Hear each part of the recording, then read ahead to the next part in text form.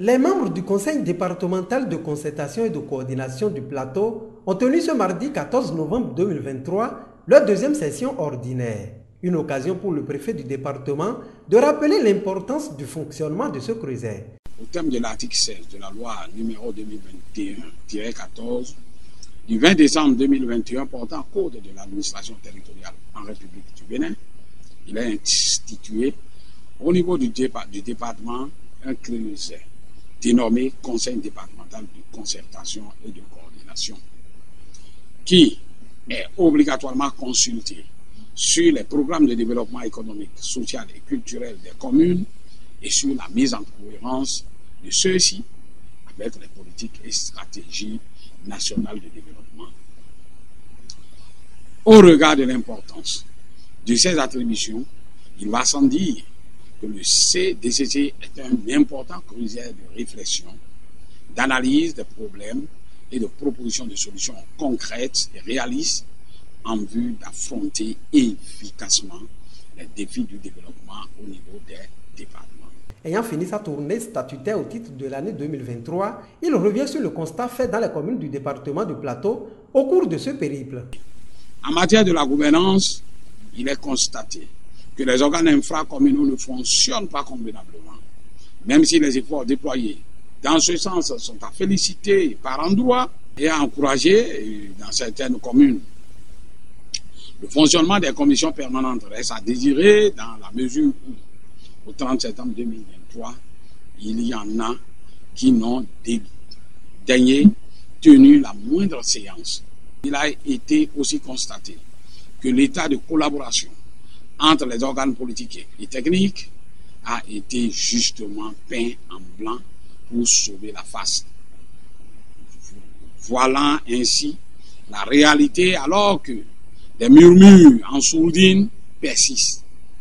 La plupart des conseils communaux délibèrent dans l'illégalité puisque ne disposant pas de documents de planification, base de toute orientation de développement local. Le même constat se fait au niveau de la communauté des communes du plateau, certainement par manque d'ambition ou par manque d'innovation dans le cadre de l'intercommunalité. En matière de gouvernance financière, des budgets peinent à être exécutés.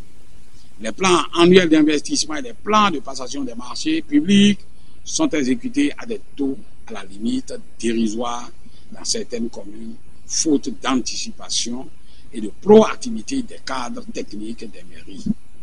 Les taux de mobilisation des ressources propres sont en deçà des attentes, même si certaines communes sont à féliciter pour leur effort. Il lance à cet effet un appel à l'endroit des différents acteurs. J'invite chacun à jouer pleinement sa partition à quelque poste où il se trouve pour l'atteinte des objectifs essentiels de la réforme structurelle de la décentralisation initiée par le président de la République, son Excellence Patrice Talon, qui sont assurés et l'efficacité du pilotage de la gestion de l'administration communale, réduire les interférences politiques dans la gestion administrative et des ressources communales, donner plus de visibilité aux actions publiques de développement dans les communes. Plusieurs communications ont meublé cette session du Conseil départemental de concertation et de coordination du plateau. Il a été question de rappeler un peu le dispositif que le gouvernement a mis en place pour accompagner les mairies dans la mise en œuvre des politiques communales de l'emploi que la NPE a appuyé ces dites mairies-là à avoir. Il était aussi question pour nous de rappeler un peu l'objectif de territorialisation de l'emploi sur toute l'étendue du territoire national. Parce que chaque commune, chaque département a ses spécificités et c'est en fonction de ces spécificités-là qu'on identifie les niches d'emploi dans chaque commune. Donc nous avons rappelé un peu aussi aux élus locaux et communaux leur rôle et responsabilité dans la promotion de l'emploi au niveau local. La première communication a porté sur le point de mise en œuvre du projet SWED dans le département du Plateau au 31 octobre 2023. Et cette communication nous a permis de rappeler les grandes réalisations qui ont été faites durant la période sous revue au niveau des 3 sous-projets, notamment le sous-projet maintien des filles à l'école, le sous-projet compétent de vie et santé sexuelle et de la reproduction et le sous-projet autonomisation économique des femmes et des filles. À travers le premier sous-projet maintien des filles à l'école, nous avons mis l'accent essentiellement sur le processus de mise à disposition des kits scolaires au profit des filles vulnérables actuellement qui est en cours. Nous avons également parlé un peu de tout ce qui a été fait en termes de transfert monétaire conditionnel aux filles vulnérables et d'autres interventions non moins importantes également. En ce qui concerne le sous-projet compétent de vie, nous avons insisté sur l'animation des espaces sûrs.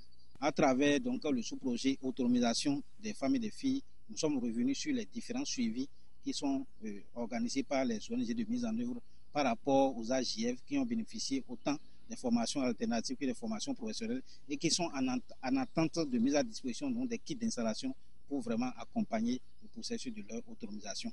Le second volet de notre communication a porté sur le projet Gdesoke. Le projet Gdesoke qui est un programme de filet de protection sociale contributif. Le Gdesoke déjà en langue nago veut dire contribuer à relever, à élever. Donc c'est un projet qui est logé au portefeuille du ministère des Affaires sociales et de la microfinance qui traduit donc la vision du gouvernement de notre pays, du chef de l'État, de faire du hautement social, d'accorder une attention particulière aux populations vulnérables. Quelques participants livrent leurs impressions.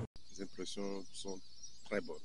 Cette deuxième session a été meublée de communications très importantes. Au nombre de ces communications, nous avons celle présentée par la responsable de l'ANPE qui parle spécifiquement désormais du fonctionnement au niveau de chaque commune, du plan communal ou plan local de l'emploi. Ainsi donc, chaque commune aura à élaborer un plan, vous voyez, un plan d'emploi et permettre maintenant à la jeunesse de véritablement s'auto-employer. C'est-à-dire que désormais, chaque commune pourra élaborer sa propre politique, vous voyez, de création d'emploi, vous voyez, et mettre véritablement notre jeunesse au travail. Et les deux autres communications sont relatives au projet SWED qui s'occupe de plusieurs volets. La session s'est bien passée. Nous avons suivi 3 communications. Le problème majeur des jeunes aujourd'hui, c'est les emplois. Et aujourd'hui, l'emploi se crée. Tous ceux qui ont étudié ne peuvent pas rester dans les administrations. Alors qu'il y a des documents de la politique communale de l'emploi, ces documents sont rédigés au niveau de presque toutes les communes du plateau, mais ces documents dorment encore dans les tiroirs des communes.